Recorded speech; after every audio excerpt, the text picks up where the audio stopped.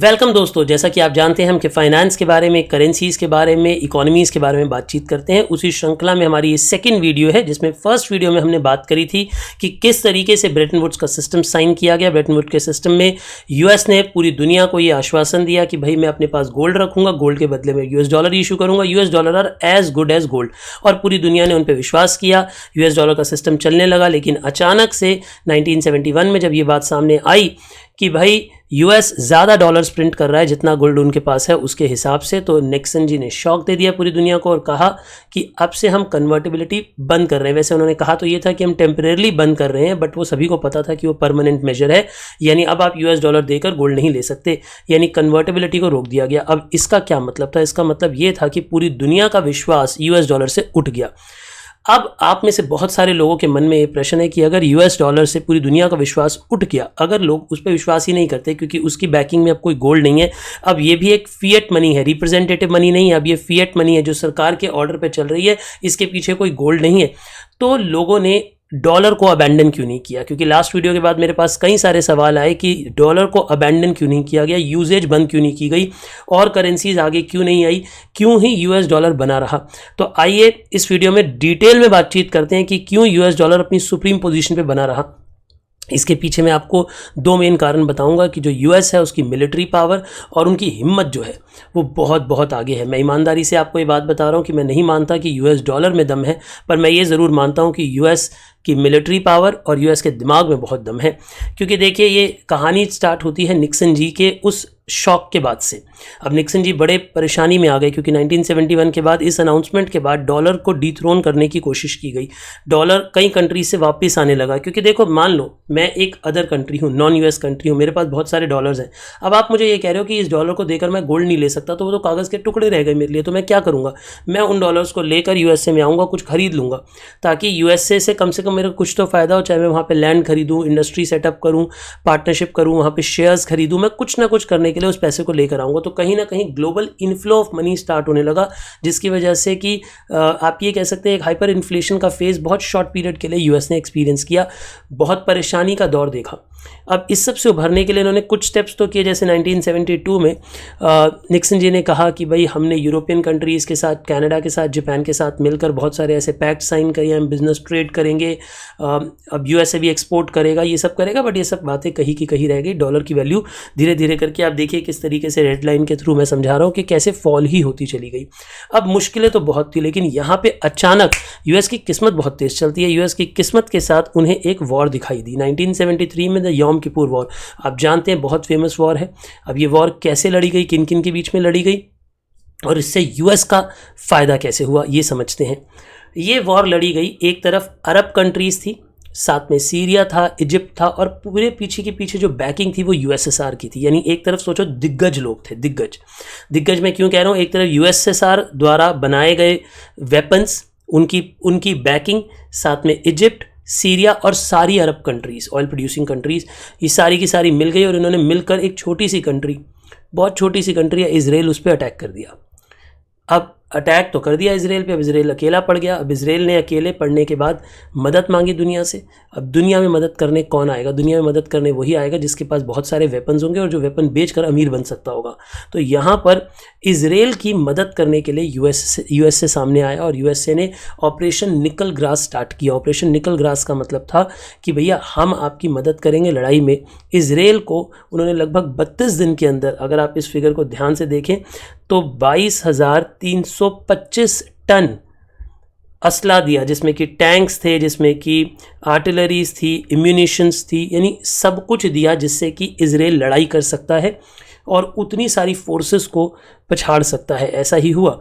Israel ने USA की मदद से, यूएसए की आर्टिलरीज की मदद से, यूएसए के जितने भी उन्होंने वेपन्स उन्हें भेजे उनकी मदद से इजराइल बच गया और इजराइल अपनी अस्तित्व को बचा सका। और इस सब के बाद दुनिया में एक मैसेज ज़रूर चला गया कि यूएसए बहुत स्ट्रॉन्ग है, क्योंकि एक छोटी सी कंट्री इजराइल को पावर देकर अगर इजराइल को जितवा सकता है तो खुद यूएसए क्या कर सकता है।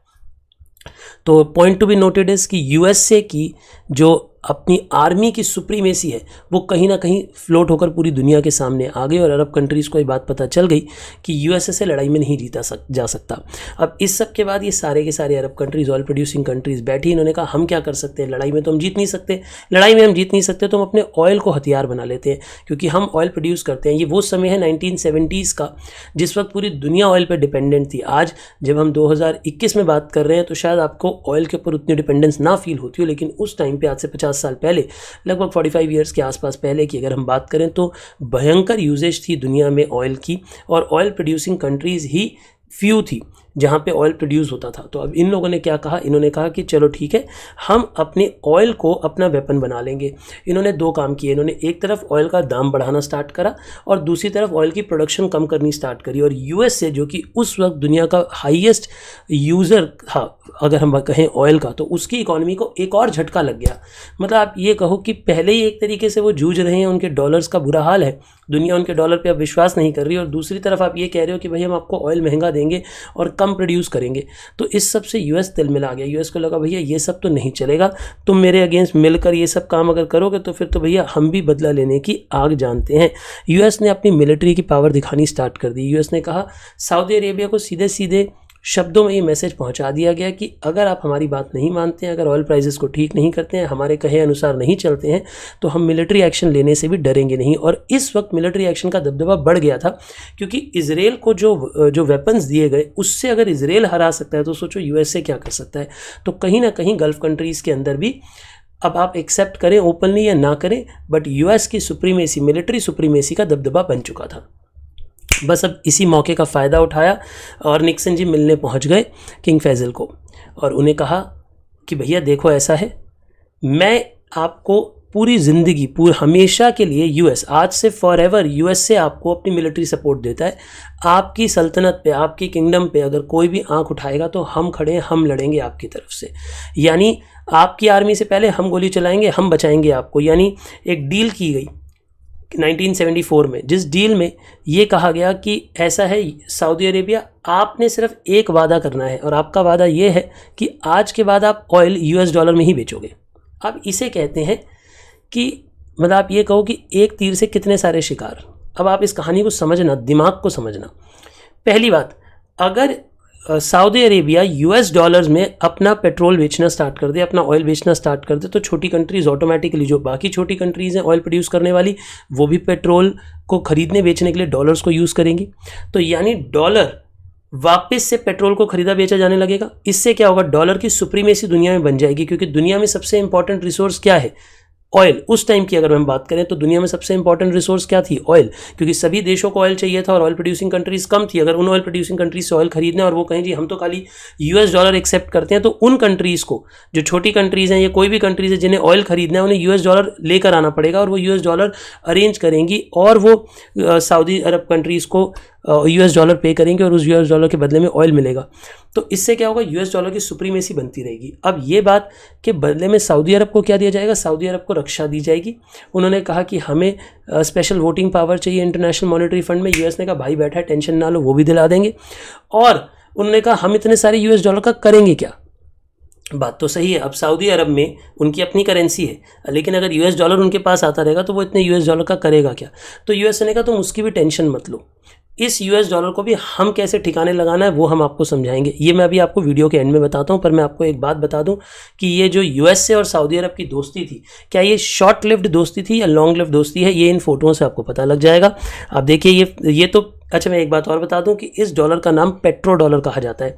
पेट्रो डॉलर कोई अलग तरह का डॉलर नहीं है, ये डॉलर ही है, बट ये कहा जाता है कि अब पेट्रोल जो है पूरी दुनिया में, ऑयल जो है पूरी दुनिया में, वो डॉलर में खरीदा बेचा जाएगा, इसलिए इसे पेट्रो डॉलर का नाम दिया जाता है। और इसी से कहीं ना कहीं मैं मानता हूँ कि डॉलर की सुप्रीमेसी बनी रही।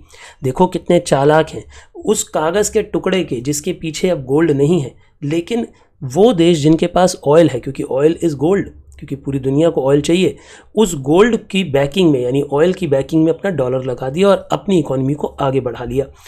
तो इसके बाद अगर आप देखते हैं कि एक एक करके कोई भी ऐसा प्रेसिडेंट नहीं रहा जो कि सऊदी अरब के किंग से मिलने ना गए हों या उनसे कभी ना कभी मुलाकात ना करते हों, चाहे वो जिमी कार्टर हो 1978 में, चाहे 1985 में रोनाल्ड रीगन हो, चाहे प्रेसिडेंट HW बुश हों जो कि अभी वाले जो बुश साहब थे उनके पिताजी थे 1990 में, फिर चाहे बिल क्लिंटन साहब हों, चाहे प्रेसिडेंट जॉर्ज W बुश हों, चाहे ओबामा जी हों 2009 में और फिर 2015 में दोबारा, क्योंकि 2 बारी प्रेसिडेंट बने, और चाहे डोनाल्ड ट्रंप साहब हों, चाहे बिडेन जी हों।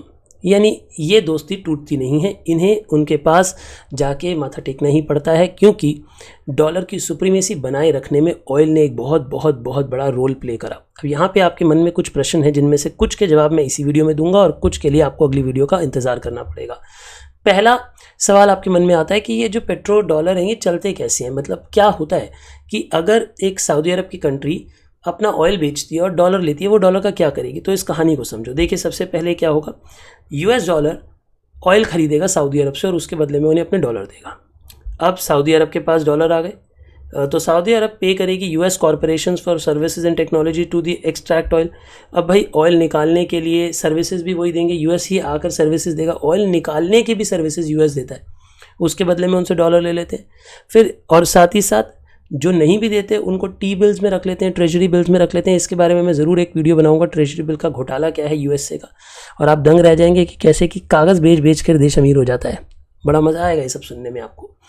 पर अगर अभी की बात करें तो US ने क्या कहा कि भाई पेट्रो डॉलर्स आप मुझे दो, मैं इन डॉलर्स को दूसरी छोटी कंट्रीज़ में इन्वेस्ट करूँगा।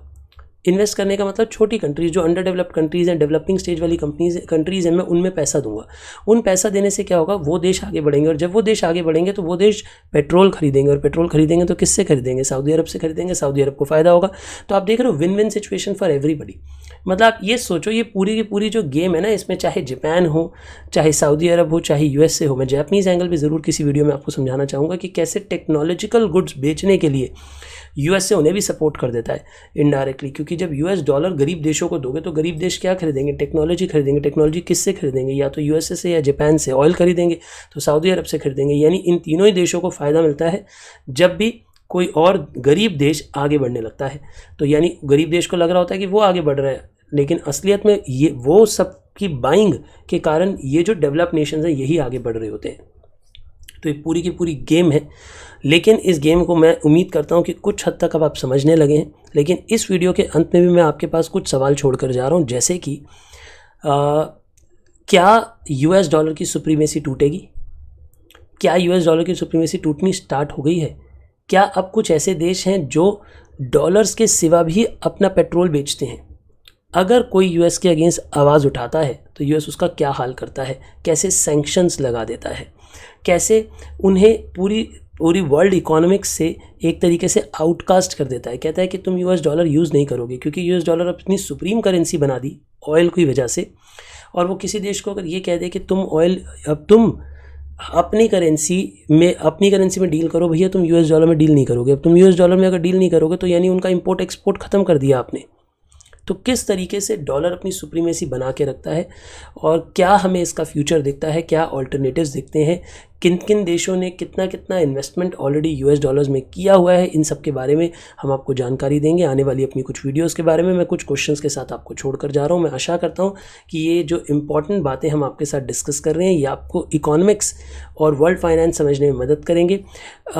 अभी हो सकता है कि आपको ये लग रहा हो कि हम बिल्कुल बैक में जाके हिस्ट्री से समझाते हुए क्यों आ रहे हैं। ऐसा इसलिए ज़रूरी है क्योंकि अगर आज की इन्वेस्टमेंट इंडस्ट्री या आज की सिनेरियोज़ को आपने समझना है तो आपको पुरानी बातें पता होनी चाहिए कि अगर आज इकोनॉमीज़ ऐसा बिहेव कर रही हैं तो वो क्यों कर रही हैं। तो ये उन सब क्यों के जवाब है। मुझे ज़रूर नीचे कमेंट बॉक्स में लिखकर बताइएगा कि ये वीडियोज़ आपको कैसी लग रही हैं, और इन वीडियोज़ का जो कंटेंट है इसमें आप और क्या क्या एडिशंस चाहते हैं, किस और तरीके की इन्फॉर्मेशन आप मुझसे चाहते हैं, आप ज़रूर मुझे कमेंट बॉक्स में लिख कर देख सकते हैं। साथ ही साथ चैनल को ज़रूर सब्सक्राइब करें, वीडियो को शेयर करें अपने दोस्तों के साथ, और जितना हो सकता है हमारे इस वर्क को आगे लेकर जाएं, तभी इससे हमें बहुत मोटिवेशन मिलती है आपके लिए और बढ़िया बढ़िया वीडियोस बनाने के लिए। तो इस वीडियो के लिए इतना ही, मिलते हैं नेक्स्ट वीडियो में। टेक केयर, अपना ध्यान रखें। All the best.